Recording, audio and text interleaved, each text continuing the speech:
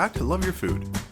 This week we have a really simple and delicious cookie recipe for you. This is oatmeal raisin cookies, and we add a couple of little interesting twists to this because we like our cookies to be interesting.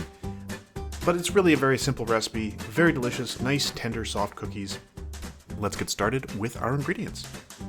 So we're going to use some rolled oats, some flour, brown sugar, vanilla, raisins, and we're using rum-soaked raisins for this, a little bit of cinnamon, some salt, baking powder, and baking soda, an egg, and some butter. So as with so many cookie recipes, we are going to start by creaming the butter and sugar together. Now this recipe uses entirely brown sugar. There's no white sugar in this. It's just going to be the butter mixed with the brown sugar. So we're going to get everything into our mixer together. And we're going to start that up. We're just going to get that creamed nicely together until they're well combined, nice and fluffy.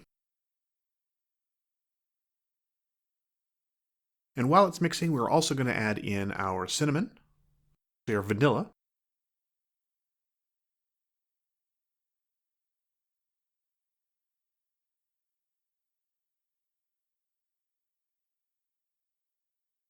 and this is a great time to add that in so that it gets really well distributed through the ingredients.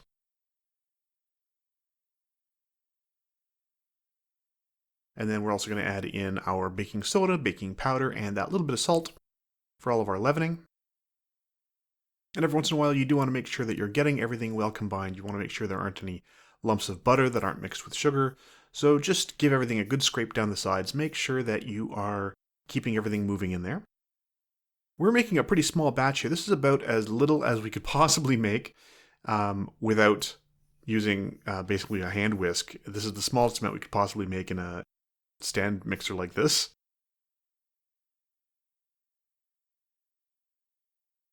And then back to mixing. Then we're going to add our egg and let that mix in.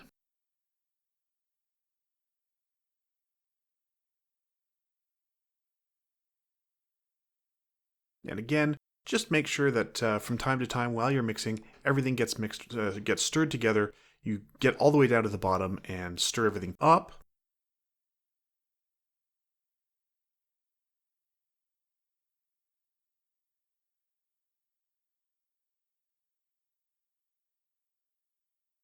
And if there's any bits of material stuck on your beaters, it's a great time to just scrape it off and make sure that everything is getting well combined.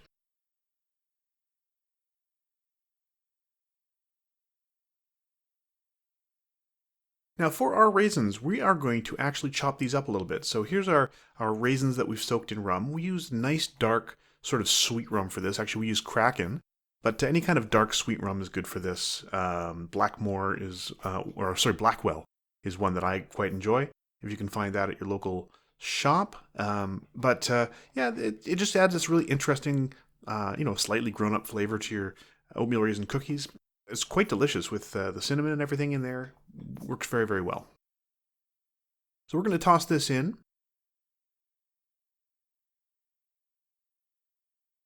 We just want to give it a little bit of a stir to make sure it's mixed in with our wet ingredients in there. But we don't want to completely mix it in because we still have to add in our dry. So we're still going to be adding in the oats and the flour in just a moment here. So we just want them to be slightly mixed in. So here comes the flour, followed by the oats.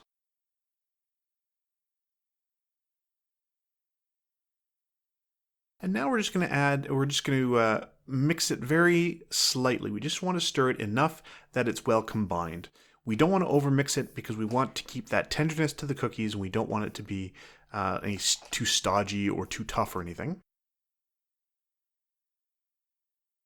So once it gets to about this point, we're going to show you the whole mixing process here. Once it gets to this point, we do want to give it a stir. Again, we want to scrape down the sides and make sure that we're scooping up everything on the bottom so that there's no chunks of flour or chunks of butter and sugar that aren't mixed with the flour and oats.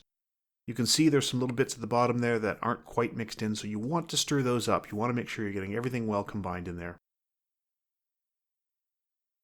So once you've got everything scraped down again, we're just going to pop that beater back down. And we're going to give it another very short little mixing here.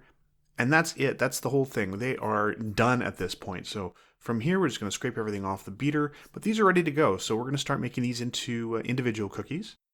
Easiest way to do this, it's a very sticky batter. So the easiest way to do this is with a couple of spoons. And like many cookie recipes that we've shown you before, these freeze extremely well. So one of the best ways to do this is to just get a bunch of cookie balls like this, divide it up and portioned out, and then freeze them. Just put them in the freezer, put them in a Ziploc bag in the freezer, and whenever you want fresh cookies, just take out 4 or 6 or whatever you need and pop them on a baking sheet and bake them. We're also going to bake some of them fresh as well. So those are going to go on a Silpat into our preheated oven.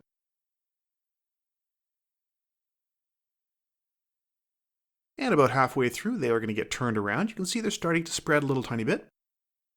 Now, this recipe doesn't spread into very, very flat cookies. It does spread a little bit, but it's not going to be super, super thin, flat cookies. They do maintain a little bit of loft, and there you can see it. A little bit of browning around the edge, nice and dark along the outside.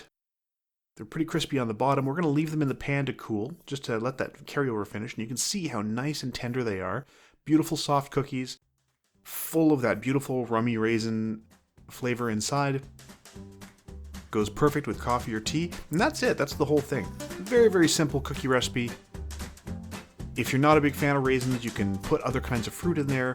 You can use dried cranberries or something like that. Dried apricots will also work in this. And you can mix up what kind of booze. If you want to use booze to reconstitute your dried fruit, that is perfectly fine. Absolutely delicious, so we hope you give this a try. If you like this recipe, please do like and subscribe. And if you have any recipes you'd like to see Chef Caleb try on the channel, please let us know in the comments below. And remember to love your food.